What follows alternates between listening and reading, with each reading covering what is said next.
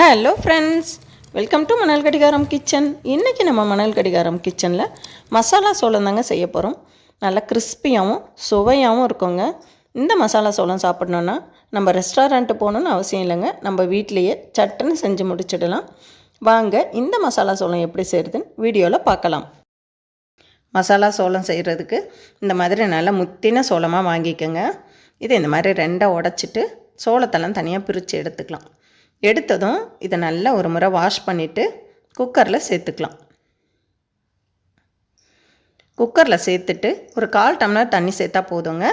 சேர்த்துட்டு மூடி போட்டு மூடி வேக வச்சுக்கலாம். இது ஒரு விசில் வந்தால் போதும். பாருங்கள், ஒரு விசில் வந்தாச்சு. இப்போ நம்ம ஸ்டவ் ஆஃப் பண்ணிவிட்டு குக்கரை இறக்கி வச்சு குக்கர் ப்ரெஷர் போனதும் திறந்து பார்க்கலாம். நான் எடுத்து காமிக்கிறேன் பாருங்கள்.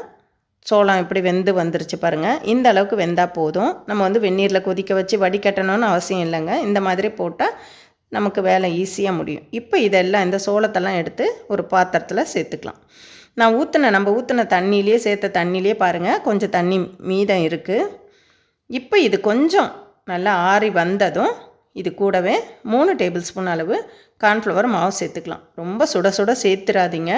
அந்த மாதிரி சேர்த்தா எல்லாம் கட்டி பிடிச்ச மாதிரி ஒன்றோட ஒன்று சேர்ந்துக்கும். அதனால் கொஞ்சம் ஆற வச்சதும் 3 டேபிள் ஸ்பூன் சோள மாவு சேர்த்து ஒரு முறை நல்லா கலந்து விட்டதும் 1/2 டீஸ்பூன் மிளகுத்தூள், 1/2 டீஸ்பூன் மிளகாய்த்தூள், தனி மிளகாய்த்தூள் இதெல்லாம் சேர்த்துட்டு தேவையான அளவு உப்பு இதுவும் சேர்த்துட்டு நல்லா ஒரு முறை கலந்து விட்டுக்கலாம். பாருங்கள், எல்லாம் தனித்தனியாக இருக்குது பாருங்கள். இப்போ எல்லாம் கலந்து விட்டதும் இது கூடவே 3 டேபிள் ஸ்பூன் அளவு அரிசி மாவு, பச்சரிசி மாவு சேர்த்துக்கலாம். இந்த மாதிரி பச்சரிசி மாவு சேர்க்கும்போது நம்ம மசாலா சோளம் நல்லா கிறிஸ்பியாகவும் அதே சமயத்தில் நல்லா சுவையாகவும் இருக்கும். இதெல்லாம் சேர்த்துட்டு நல்லா கலந்து விட்டுக்கலாம். தண்ணி எதுவும் சேர்க்க வேணாங்க. அதில் உள்ள அந்த சோளத்தில் உள்ள ஈரமே இதுக்கு போதுமானதாக இருக்கும். இந்த மாதிரி சேர்த்துட்டு நல்லா கலந்து விட்டாச்சு. இப்போ நம்ம எண்ணெயில் பொரித்து எடுக்க போகிறோம். எண்ணெய் நல்லா சூடாயிட்ருக்கு. எண்ணெய் நல்லா சூடானதும் ஒரு கரண்டியில் எடுத்து இந்த மாதிரி தனித்தனியாக உதுத்து விட்டுக்கோங்க. விட்டுட்டு ஒரு 10 செகண்ட் அப்படியே விட்டுடலாம். விட்டதும் அதுக்கப்புறமா இதை லேசாக கலந்து விட்டுக்கலாம். உடனே கலந்திங்கன்னா மசாலாலாம் பிரிஞ்சு வந்துடும். அதுக்காக தான். பாருங்கள், இது நல்லா மிதந்து வந்துடும். சோளம் பொரிஞ்சு வந்தவொடனே நல்லா மிதந்து வந்துடும்.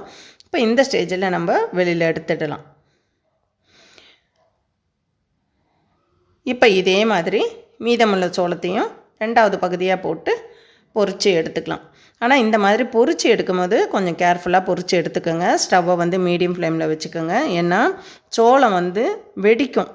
இது முழுசாக இருக்கு இல்லையா, 1-2 வெடிக்க வாய்ப்பு இருக்குது. எனக்கும் அந்த மாதிரி தான் வெடித்து வந்தது, அதனால் சொல்கிறேன்.